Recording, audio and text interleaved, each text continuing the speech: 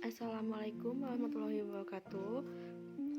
Nama saya Nur Anissa dari kelas 2 FA2 dengan NPM 191FF03052. Di sini saya akan menjelaskan pembuatan sedia masker clay dari ekstrak etanan dan pepaya atau Carica papaya L. Nah, di sini tuh nama produknya masker clay ekstrak dan pepaya. Nah, sediaan yang dibuatnya itu masker clay. Nah, masker wajah dengan tipe clay banyak digunakan karena kemampuannya yang mampu memajakan kulit. Perubahan kulit terasa ketika masker mulai memberikan efek menarik lapisan kulit ketika masker mengering. Sensasi ini menstimulasi sensasi penyegaran kulit di mana clay jenis pasta mengangkat kotoran dari wajah. Kotoran dan komedo diangkat ketika sediaan dicuci dari kulit wajah. Efek setelah penggunaan masker adalah kulit yang tampak cerah dan bersih. Kemudian ada khasiatnya. Di sini tuh keuntungan tipe masker ini adalah mengandung surfaktan dan air sehingga mampu melunakkan dan membersihkan sebum kulit yang mengeras. Nah, sifat kimiawinya rasa asam dan bersifat sejuk, bersifat menghilangkan rasa sakit, memperbanyak pengeluaran empedu, anti radang, peluh kencing, astringen, mengobati hipertensi, batuk kejang, sariawan, pegal linu, gondongan, rematik, jerawat, dan panuan. Dan juga bisa digunakan untuk ramuan berbagai macam obat tradisional, misalnya obat gangguan kulit dan demam. Nah, di sini tuh ada mekanisme clay mask-nya. Faktor utama yang membentuk clay adalah mineral clay seperti bentonit dan kaolin. Mineral clay ini akan mengeras dan membentuk massa padatan seiring dengan hilangnya air karena penguapan. Kaolin digunakan sebagai pengental dan pelekat, dapat menarik kelebihan minyak dan kotoran penyebab pori-pori, mengabsorpsi partikel kecil dengan mudah. Kaolin mencegah timbulnya jerawat, membersihkan kulit wajah, melancarkan peredaran darah, serta membuat kulit halus dan lembut. Nah, sedangkan bentonit berkhasiat sebagai pelembut dengan menyerap kotoran dan minyak berlebih serta mengangkat penyumbatan pori-pori. Nah, bentonit ini memiliki keunggulan sebagai absorben dengan tingkat plastisitas lebih tinggi dari kaolin, sehingga memberikan rasa kencang dan tidak mudah pecah ketika mengering.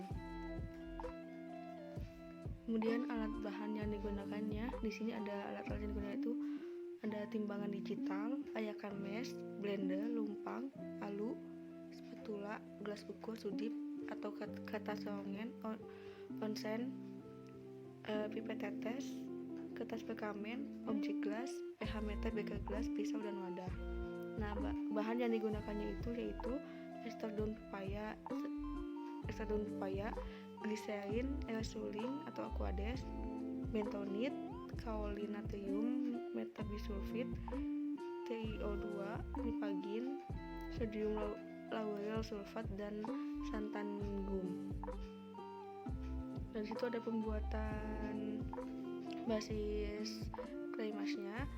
Di sini basis masker 100 gram yaitu 27 ml aquades dituangkan dalam lumpang dan tambahkan bentonit. Bentonit dibiarkan terbasahi lalu ditambahkan santan gum dan digerus cepat sampai seluruh gum larut. Kaolin ditambahkan sedikit demi sedikit dalam lumpang sambil digerus dan ditambahkan TiO2 dan gliserin dalam lumpang atau disebutnya dengan fase 1. Di samping itu, dilarutkan Na metabisulfit dengan nipagin dalam 20 ml air panas atau larutan A, dan juga sodium lauryl digerus pelan. Setelah itu dalam aquades atau larutan B. Larutan A dituangkan kemudian digerus pelan. Setelah itu dituangkan perlahan-lahan larutan B sampai terbentuk pasta homogen atau disebut dengan fase 2. Nah, fase 1 dan fase 2 ini digabungkan lalu digerus homogen hingga terbentuk pasta basis masker clay. Nah, ini untuk pengemasannya.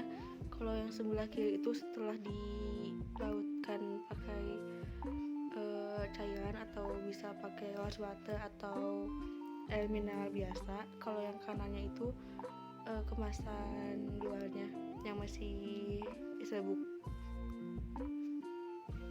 itu ada uji pemastian mutunya. Yang pertama itu ada uji organoleptis.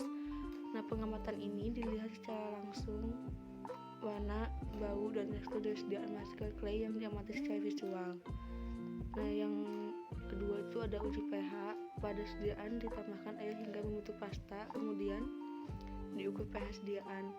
Pengukuran pH dilakukan dengan cara mencelupkan pH meter sampai batas yang telah ditentukan ke dalam sediaan masker sebanyak 1 gram yang telah diencerkan dengan 100 ml Aquades. Yang ketiga itu ada uji waktu sediaan mengering. Pengukuran lama pengeringan dilakukan pada suhu kurang lebih 25 derajat Celcius dengan mengambil kurang lebih 2 gram sediaan masker dan dioleskan pada wajah sukarelawan, ditandai lalu diukur waktu saat sediaan mengering. Kemudian, yang keempat itu ada uji iritasi pada kulit sukarelawan. Uji iritasi dilakukan terhadap 12 orang relawan dengan teknik patch test, yaitu uji tempel terbuka yang dilakukan dengan mengoleskan sediaan seluas 2,5 cm kuadrat di belakang telinga sukarelawan, dibiarkan terbuka dan diamati apa yang terjadi. Gejala yang timbul diamati umumnya reaksi iritasi positif ditandai oleh adanya kemerahan, gatal-gatal atau bengkak pada kulit yang diberi perlakuan. Nah, yang kelima itu ada pengujian homogenitas. Sediaan dilakukan dengan cara sampel dioleskan pada sekeping kaca atau bahan transparan lain yang cocok. Sediaan harus menunjukkan susunan yang homogen dan tidak terlihat adanya butiran kasar. Sekian pemaparan dari saya. Mohon maaf bila ada kekurangan dan salah kata. Semoga bermanfaat.